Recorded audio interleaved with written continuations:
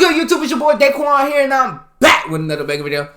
Alright guys, so today we're here to check out, is this the end for Lil Durk? If you've seen the news recently, you know Lil Durk has been hit with a unalive for hire charge, and it's not looking too good. You know, he's in the same position as Young Thug, you know, and it's very sad and unfortunate to see both of these guys in this position, because I literally grew up listening to these guys, like, from the very start of their careers till now.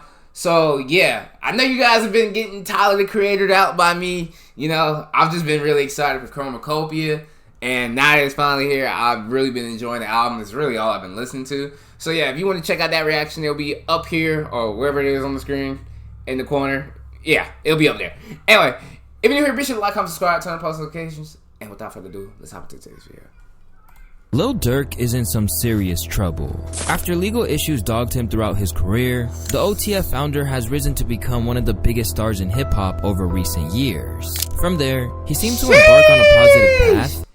Tyler, the Creator, is debuting at #1 with 200K plus units sold with only 4 days of tracking. Holy shit, bro. God damn, this album's a hit, bro. Oh my god. Dude, that's insane. Only 4 days of tracking? And my my Chromacopia merch is on the way? Oh yeah, we lit. We lit. We live. Alright, back to the video though. And rebranded himself. But it now appears like he couldn't escape the streets of Chicago like he hoped, and the pressure to prove that he was really about that life might have caught up with him in the end. Because now, he's looking at a serious case, which could bring his empire crumbling down forever. It's your boy Luis. Sad to see, bro. Y'all, if y'all can, stay out the streets, bro. That's my message for today. Stay out the streets, bro. You know, me, when I was young, you know, I wanted to be one of the guys, you know, I wanted to do, you know what I'm saying, all this other stuff. And, you know, as I got older, I quickly found out, like, really quick, actually, that shit just wasn't for me, bro. And I found my true passion in creating videos, and it helped me stay out of trouble. It helped me keep my mind clear. All right, y'all, sorry about that. My internet people called. My internet is crap right now, bro. This is why it's taking so long for me to put out videos, and which is why I haven't been streaming like I used to. But yeah, they're coming to fix it apparently. So yeah, to make a long story short, yeah, bro, if you can, just stay out the streets, bro. Find a passion that helps you stay away from that stuff. Because like I said, you know, it's not for everybody. And I know some people can't help it because that's how they provide. And some people, they're just born into that stuff, bro. So yeah, if you can, stay away, stay out of it. Ain't nothing wrong with being in the house, bro. Ain't nothing wrong with, you know, being what they call a square, bro. Just be a square nigga, bro. Square niggas live long. So, yeah, do that. And this is Lil Durk's road to a life sentence. In recent years, it seemed like Lil Durk had really turned a corner in his personal and professional life. Once the voice of the trenches, Durk had shifted from Chicago drill to make radio-friendly tracks with the likes of J. Cole, Drake, and even country star Morgan Wallen. On the personal side, his days of putting on for Lamron or repping the BDs seemed to be long gone. Instead, Durk wanted to be the model citizen who focused on music. Recently, he took a huge step towards that when he got himself a clean record dating all the way back to 2011 when he first had legal trouble. Everybody should get a second chance at life. It's about what you... Yeah, bro, see, like, bro, oh, that's sad, bro. God damn. Got his whole record clean. You know how many people, you know, I know personally and that are in my life that are felons that wish they could have their record, like, expunged, bro. Like, this is so sad, bro. God damn, bro. You do with it. Alhamdulillah. My background wiped and cleaned all of my cases. I ain't a felon no more. Who would have thought? I want to thank everyone who helped push my vision forward. Thank you from the bottom of my heart. Hashtag The Voice. Along the way, he launched his Neighborhood Heroes nonprofit organization in 2020, pledging to stop the bloodshed in Chicago once and for all. Even though he knew it was a tall order. You know, that's the #1 goal. Thanks. I mean, that's the #1 goal to stop it. But the #1 priority for like us in the streets and like politician wise is to stop the violence, slow it down much as possible. And it start with everybody like just coming together. But like I say, it's hard because you probably got him over here thinking he that, but his young niggas don't even respect him. So even if he be like, come on, let's come together, they looking at his ass like, the fuck on. What you thinking? As Durk continued to mature, he got increasingly open about his own issues. And that's the truth, bro. Like, so many of these so-called young niggas, what they call them these days, like, Bro, I'm not gonna lie. Like, I've ran into these type of people, like, recently whenever I was at the hospital with my daughter and everything. And it's like, bro, like, their whole mentality is just not giving a fuck, bro. And it's like, me personally, I don't want to be around people that are gonna crash out at any second, bro. Like, you know what I'm saying? Like, that's scary, bro. Like, they can just like that, just like literally, just like that. And yeah, nah, bro. We gotta do something, bro. Issues. Earlier this year, he revealed that he was just back from rehab in an effort to not only cure his addiction to Xanax and codeine, but also to become an example for those who looked up to him. I want to embrace it, you know what I'm saying? Because it helped me a lot. So I want people to not run from it or be shy from it. It was tough at first, but it ain't that tough because I really knew what I wanted. You know what I'm saying? I knew what was holding me back. I wanted better. You know what I'm saying? I want to be a better man, a better father, a better leader, thinking clearer. W Durk. See, my main goal is peace. You know what I'm saying? Being with the family and staying out of bullshit. You know what I'm saying? Planning on building a rehab center in Chicago for others like him, he also saved the life of his friend OTF Duty by paying $100,000 for his own rehab stint. Now a Grammy-nominated artist who has converted to Islam, Durk informed the world that this meant he couldn't be affiliated with anything illegal. I don't gangbang, I'm a Muslim. Basically, what I was saying on my post, in so many words, you can't do both. I'ma be the one who says it. So if you follow me as a brother, a friend, an icon, follow me to my new chapter of life. He added, when I make music, I rap what I've seen and been through. I'm not telling you to do it. There's a huge difference. The music won't change, but my life goals will. Despite the fact that he has spent time behind bars for firearm offenses and beat an attempted murder case with his late friend King Von in 2019, Durk had rehabilitated his image to the point that Aiden Ross wondered if he would ever see the inside of the pen. Yo, Durk, I'm reacting to the new song, bro. It's really good. You like it? Really, really good, bro. I have a question though. Yeah. In the video, I see a bunch of mug shots. Is that you? Yeah, all my mug shots like in my past. You been in jail? They ain't a good thing. Nah, yeah. Like how many times though, bro? How many mug shots up there? Yeah, nah, bro. I love the song though, bro. I'm really happy you dropped this. It's very good. I'm gonna add it to my music for sure. With successful albums that were certified gold and platinum, Durk was looking to carry on that momentum with the release of a new album, Deep Thoughts, in November. From his early mixtapes declaring, I need an ad blocker again, so if anybody knows a good ad blocker, drop it below in the comments, please.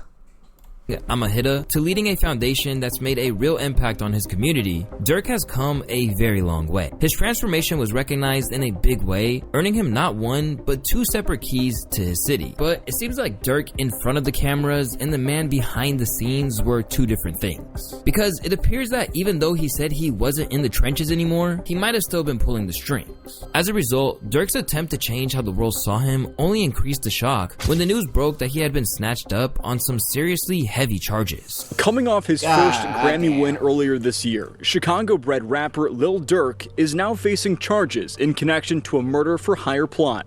Following the arrest of 4 OTF members in connection to the death of Savier Robinson, better known as Lil Pab, rumors began to spread that the net was closing in on the people at the top of Durkio's organization. But it was still hard to believe that it was actually going to be the Grammy award-winning artist himself who would be next to find himself in handcuffs.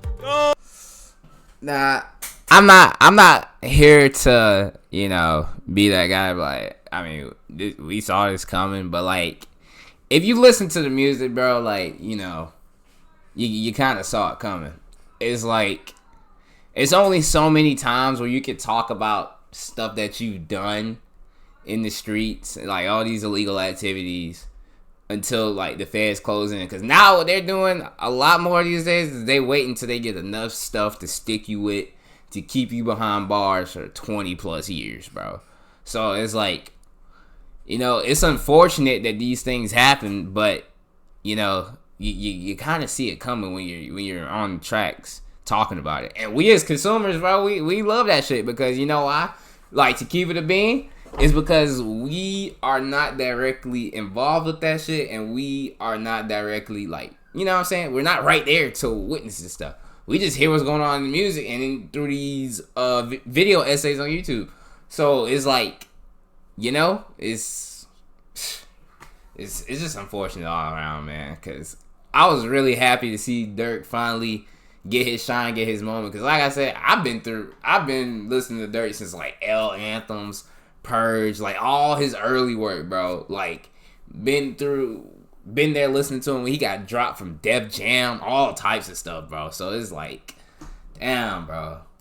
Oh, Chad. Durk has been locked up in Broward County Jail. He's there right now. This is this. Yes, Broward. He's in Florida. I got the whole thing on. Look on my stream. I got it. Oh my God, bro. Oh. Damn, Taken in on a federal indictment, they claim that OTF members engage in violence, including murder and assault, at the direction of Durk and to maintain their status in OTF. As for the murder for the higher charges specifically, they reported that Durk said he would, quote, pay a bounty for the murder of Quando, which is OTF's longtime enemy whose crew killed King Von after an altercation outside of a hookah lounge in Atlanta. From there, a plot came together with Durk allegedly telling his association via text message, don't book no flights under no names involved with me. The accused OTF members such as OTF Didi, Vonnie, and 072 Boogie headed to California to meet Keon Grant, which is a high-ranking member of the crew. Intent on catching up to Quando and his crew, they tailed them throughout the day until they reached the fateful gas station where they would spring their attack. Now, this makes me wonder now, like, while Durk is sitting down waiting, I don't know if he's been transferred over to California or not, but I wonder, you know, if while he's sitting down right now, like, was all this worth it? Was the whole slot for Von, you know, thing worth it? Was it worth letting, I wouldn't say he let the internet trolls get to him per se, but that definitely had to have played a part, and to, you know, them doing what they did. I wonder if all that, like, now he's like, damn, like, I could have just let it go. Like, he was at the peak of his career, and now, like, you know, now he's locked up waiting for the feds to, you know, go through that whole trial and do whatever, bro. And it's honestly sad, bro, because, like, imagine you finally get to where you've been at. Durk has been rapping for like 10 plus years, bro. Like, and now he finally had reached the peak of his success so far, getting features from Drake, working with J. Cole, Morgan Wallen, you know, all the guys he said earlier. And now he's just, you know, he's in the box just like any other regular nigga. So, you know, I don't know, man. I wonder what's going through his mind right now, because this has to feel shitty, bro. While Quando escaped unharmed, Lil Pop was left dead at the scene, while the famed rapper cried out in pain over his fallen friend. Shots fired, a fight taken to the streets, and this chaotic scene, the ending of a shooting that started in Los Angeles, California. Sheriff's deputies pulling out a man who had been shot in an SUV. Savannah rapper Quando Rondo, a passenger in that car, frantic at the sight. If you recognize that cry for help from Quando, well, that's because Durk actually sampled it on the track Same Side with Rob 49. From there, the assassins headed to In-N-Out to discuss. See, bro, it's like, I don't know, man. It's like when you play these type of games, bro, you know, you kind of get put in these situations, bro. It's sad on both sides, because it's like, bro, all this shit really started and escalated to the point where it got for literally no reason. It was like a stupid reason. It was something to do with YoungBoy not giving Von a feature, apparently. Like, it's like, now we have two people dead that shouldn't even be dead over something stupid, bro. Money before heading back to Chicago. With the alleged killers behind bars, Durk realized that the net was closing in and was reportedly trying to book flights to Dubai and Switzerland out of Florida, but was apprehended before he could board them. With the flights purchased by OTF associated credit cards, it was alleged that an informant's recordings played key roles in linking banks to the murder for hire plan, including Durk supposedly offering music industry opportunities and cash rewards in exchange for the killing of Quando Rondo. For a lot of people, the news that Durk had gotten himself jammed up in a case like this after apparently churning a new life would be hard to comprehend. But if you've really been paying attention, then you would know that Durk has left a few little breadcrumbs hinting at his involvement in something like this. Ever since the passing of his close friend and leading OTF signee, Durk has been told by Chiracology Redditors who've likely never even held a gun that he had to quote-unquote slide for Vaughn. This is an issue I covered at length in an entire video which explained exactly why he shouldn't be getting involved in revenge plots. Ever since then, the hip-hop world has been debating over the whole thing, generally telling Durk that he needs to stay out of it and just focus on the bag. Literally, what could Durk do right now today about like King Von's murder? Nothing. Except slide for him positively. Should Lil Durk grab his Draco and just go, I don't know, shoot some niggas up that he felt like are responsible or had anything to do with, with Von's death? Should he go do that today? But while Quando Rondo remains alive and well, it seemed like Durk may have been first time I've agreed with the game on anything in a long time because he spews a lot of bullshit. Not gonna lie, but yeah, bro, leave that shit alone, bro. I know it's easier said than done. Like, when you lose someone that close to you, especially in that manner, bro, because, I personally dealt with that. But at the same time, it's like, you got to know, like, certain shit is, like, you can't do, bro. Like, if you're in the position as Lil Durk and that happens to you, you got to think smartly. You're like, okay, I could go get revenge for my close friend that got killed, throw away the rest of my life and career, never see my kids except from behind a glass screen ever again, and my wife, or keep focused on the music. Let the people talk for now, because eventually it's gonna die down, bro. Like, it's literally gonna die down eventually, and just keep thriving, bro. Like, eventually karma catches up with everyone, bro. So, like, but damn, bro. More rattled by the comments than he acted, and set out a plan to get his revenge. At times, even openly alluding to the death of Lil Pop in a way that prosecutors are likely to construe as him taking responsibility for the killing. During an interview with DJ Academics, Lil Durk spoke out about the endless calls for him to avenge his fallen friend, and claimed that things had eased off for some reason. For some reason, I just don't see the comments no more. For some odd reason. I don't know. Might be the water. They kind of chilled out a little bit. I wonder why. Weird though. We different in Iraq. I feel like speaking of parables, I'm trying to like decode it a little bit. This was around the time that he popped up on Nardo Wick's Who Want the Smoke, where he spit, "They be on my page saying slide for Vaughn, I know they trolling me. Outside with y'all big homie, Beyond, I keep them folks with me. Got it back in blood, y'all just don't know. That's how it's supposed to be. Shh." Later on in that same track, he seemed to explicitly refer to Lil Pop's death when he said, "Better do what Nardo said, cause people die for pumping gas." That one might not go over well in court. Also, there's the incriminating comments from one of Durk's LA associates, Brick Baby. In a recent interview, the rapper who's been spotted in the studio with Durk essentially seemed to dry snitch, stirring up even more controversy. It's slide for Vaughn, right? Yeah. They say you can't say that no more. Why? Oh, yeah, because of... Wait, no. Like, who died? You can't say that no more. Oh, because of FBG Cash? Feds gonna have a field day with this shit. Oh my God, bro, what? Oh my God, they gonna have a field day with this. Oh, who? Nah, cause Lil Pop. Oh, what's that? But I'm just saying, they just say, nigga, is this nigga serious? I'm not even in the streets, bro, and I know, like, bro, bro, that's what I'm snitching, bro. You literally handing the prosecutors and the DAs, like, hey, here you go. That's like, you just handing them free evidence, my nigga. Bro, they gonna play this shit in court, bro. Oh, it's raps, bro. Bro might be going down too. I ain't gonna lie. God damn. This nigga just snitched. Bro.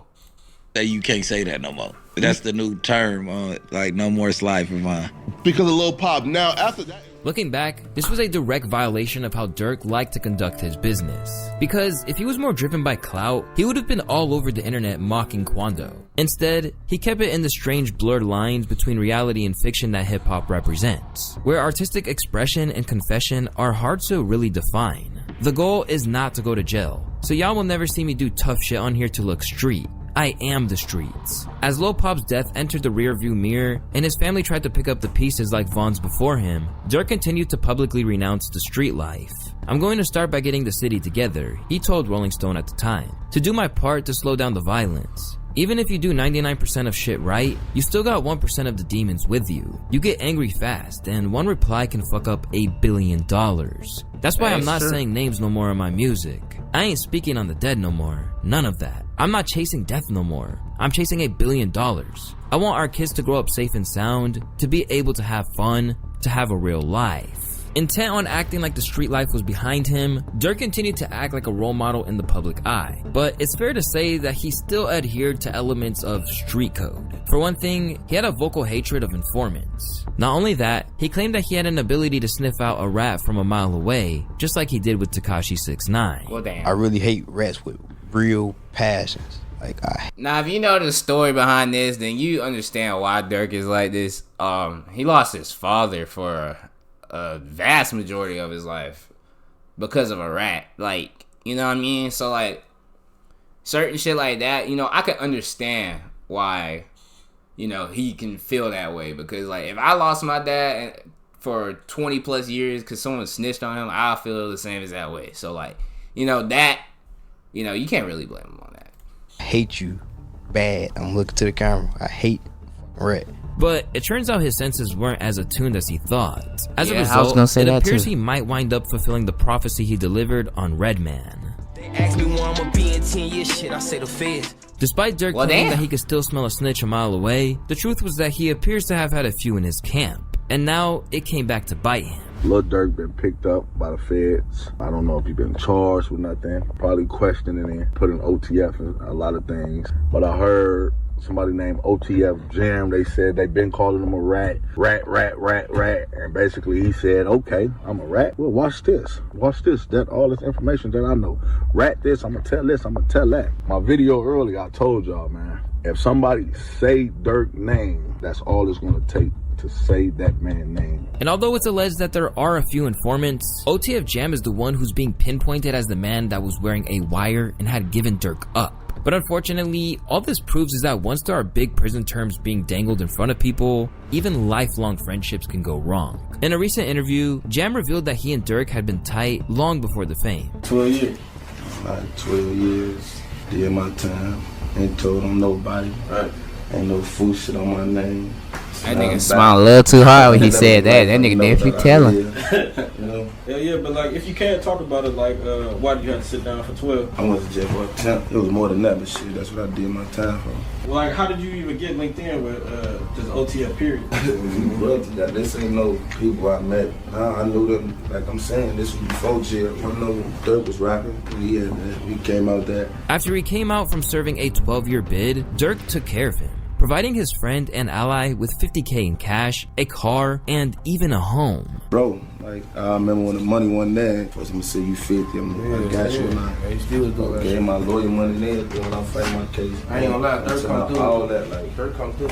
That's sure. I don't give a fuck. Nobody say, like, I know, I'm a real witness. Like, a lot of niggas can't say they ain't seen it. Ain't in my life, my whole time was I was straight. To really rub salt in the wounds, there is also footage of Durk actively praising Jam while he probably had a wire tucked in his shirt. Just like that, OTF Jam has single-handedly proven that when it comes down to it, there are no friends in the street. And according to OTF Twin, Jam was not the only one who was integral to bringing Durk down. And unfortunately, this is another case where Durk saw it coming in his music. On the track Federal Nightmares where he rapped, "Delete my iCloud if they really on me though. When trial come, it ain't on your phone. It be your homie though. He on the stand with his head down like he don't know me though. It ain't no plot and getting no lawyer if your homie told." Now looking at a life sentence or even the death penalty in Florida, it's easy to look at the betrayals Durk has suffered and think that his friends sold him out. But the sad fact remains that if he was really leading the life of a reformed man that he claimed to be, he wouldn't be in this situation. Despite the fact that the street mentality told him what he should have done, every other instinct and circumstance of his life should have told him not to retaliate. Even King Von's grieving uncle, Range Rover Hang, has said that it was in his hands to break the cycle and leave the street life behind once and for all. As in his opinion, it led not only to the death of King Von, but Durk's late brother, D-Thang, too. Rest in peace to D-Thing. If he died, I don't know if he died yet. I'm hearing on the internet, I don't know if he died. Like, but I'm not the type of nigga y'all gotta keep getting mad at. Like, I fuck with Durk. He BD, I'm GD, but I still fuck with him and I fuck with his music, his movement. He making money. I'm not a hater. I love to see what he doing. Shorty up $30-40 million. Like, I love to see that because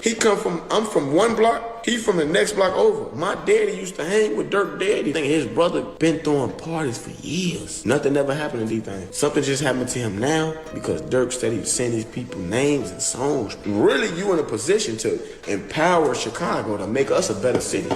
You should be like, man, I ain't know none of that no more. The advice didn't just come from inside Chicago either. During an appearance on $1 Million of Game, Wallow openly pleaded with Durk to refrain from doing anything rash to get back at Rondo and his crew. To start, he shared a personal anecdote about his own moral dilemma that threatened to consume him. The living conditions, nigga, you big, that's not you. You're not what the you going through, so just hold on and keep going. Cause I'm telling you, man, I can name 20-30 niggas and my homies is dead. I'm here though, and I'm gonna say some shit that, like, this is documented. You know, I got a TED talk, I forgave my brother's killer, and I'm saying it to say this. Nigga that killed my brother, my brother died in my grandma's arms. That house that we grew up in. He shot my brother, he ran to the house. He died in Nanny Homes when she opened the door. So I'm telling you, this some real shit, man. But rather than heed the warnings of people like Wallow, Durk allegedly decided to tap into his old ways. And because of this, people like Charleston... You know, hey, that takes some kind of heart to do, bro. Cause I ain't gonna lie, bro.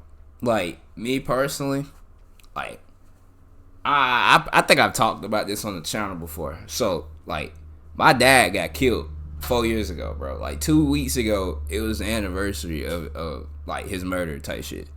And it's like, for me personally, that shit is hard to let go, bro. Like, I'm not even gonna lie.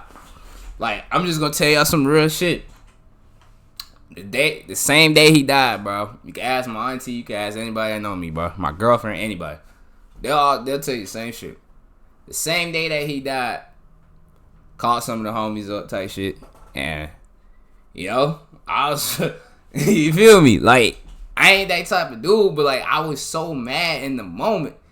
It was like, bro, we gotta go kill this nigga, bro. Like, even though we ain't know who he was looking for, because, like, the streets was already talking anyway.